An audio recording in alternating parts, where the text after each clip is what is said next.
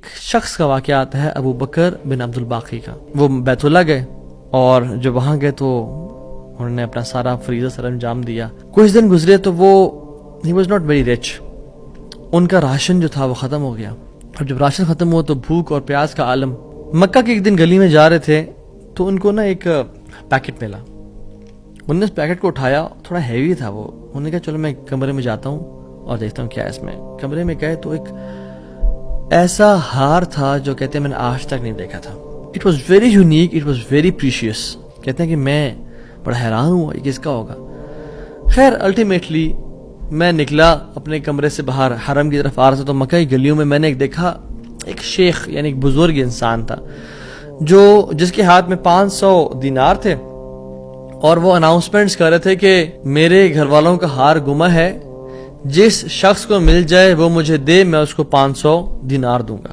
ابو بکر رحمہ اللہ نے سوچا کہ میرے پاس تو پیسے نہیں ہیں, میرے پاس تو راشن نہیں ہے, میں تو بھوک پیاس کا عالم ہے, تو میں اس کو ہار دوں گا اور اسے پیسے لے لیتا ہوں. کمرے میں گئے تو کہا آپ سے 3 سوال ہیں, آپ اس پیکٹ کی نشانی بتائیں, جس چیز سے اس پیکٹ کو باندھا گیا اس کی نشانی بتائیں, اور اس ہار کی نشانی بتائیں. صرف 3 نشانیاں بتا دیں. تو انہوں نے کہا پیکٹ ریشم کا ہے.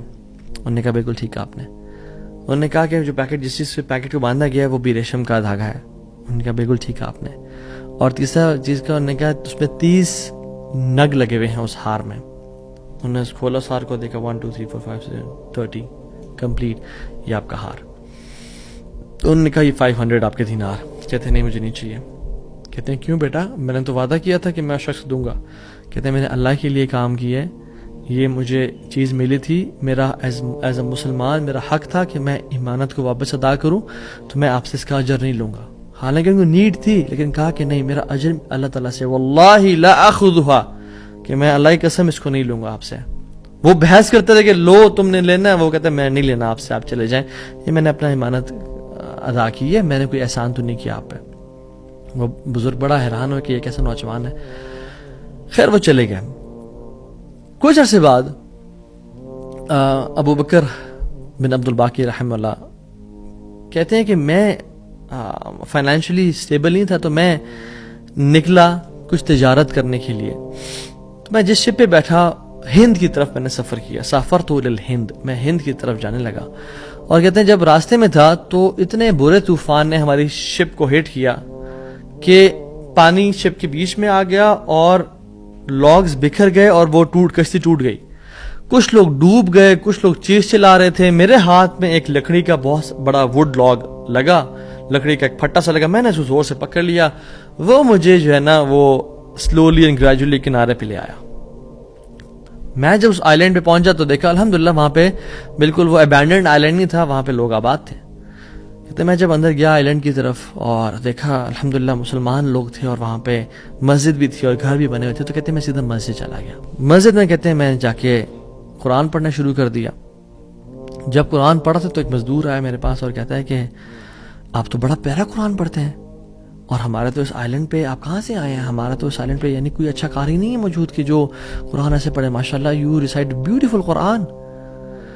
تو آپ ایک کام کریں, آپ پلیز میرے بچوں کو پڑھا دیں.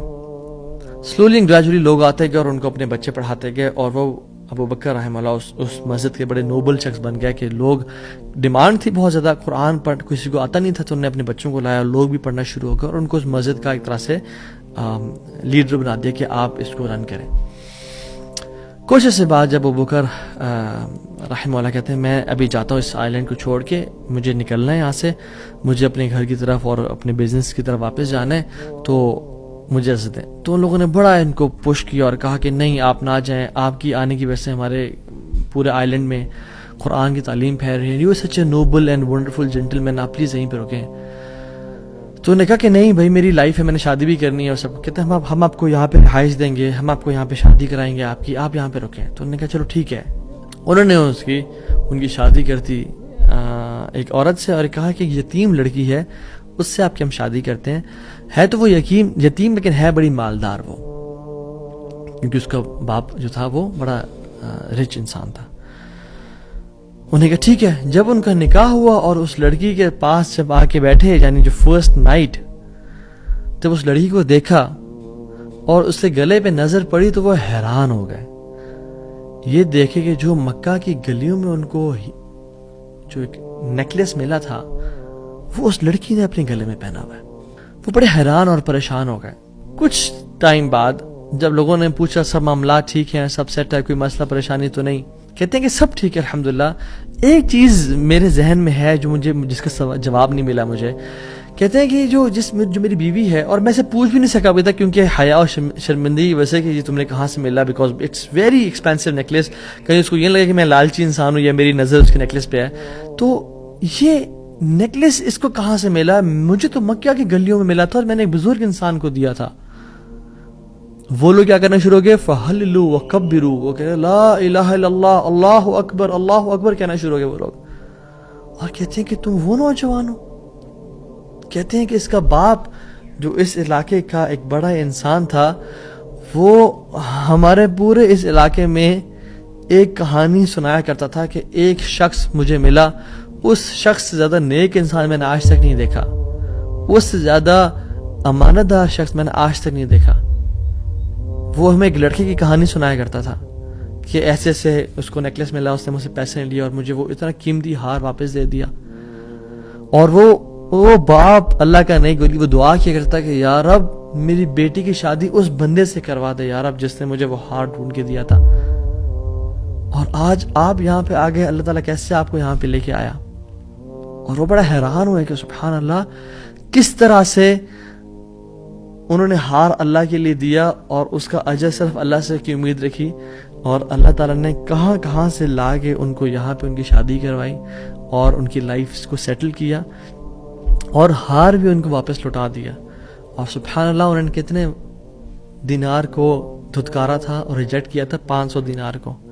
کہتے ہیں کہ مجھے ایک ٹائم میں لائف کے ہمیں ضرورت پڑی ہسبینڈ وائف کو، تو ہم نے کہا کہ اس ہار کو بیچ دیتے ہیں۔ جب اس ہار کو ہم نے بیچا تو اس کے 5 لاکھ دینار ہمیں ملے، 5 لاکھ دینار اس کو ملے، یعنی سبحان اللہ 500 کو انکار کیا اور اللہ تعالیٰ نے 5 لاکھ دینار واپس کر دیے، ہار بھی دے دیا، ہار والی بھی دے دی، سیٹل بھی کر دیا لائف کو۔